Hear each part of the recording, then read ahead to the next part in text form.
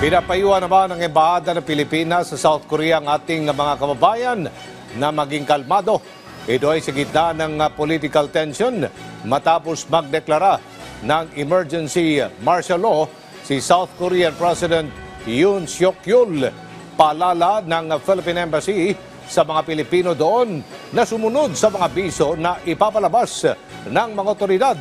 Patuloy din anya magbibigay ng update ang ating embahada hinggil sa sitwasyon doon.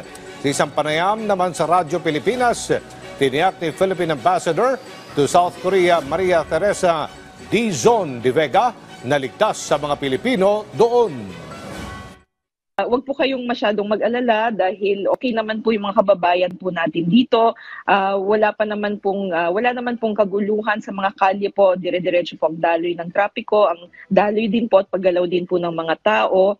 At kami naman po nakaantabay at lagi pong bukas ang aming mga lines of communication, ang aming mga emergency numbers and other forms of communication para po kung may problema o challenges po yung ating mga kababayan, agad-agaran po nila kami pwedeng i-contact. Pero sa ngayon po, gaya po ng sabi ko kanina, kami po sa Embahada, business as usual, bukas po kami for regular operations.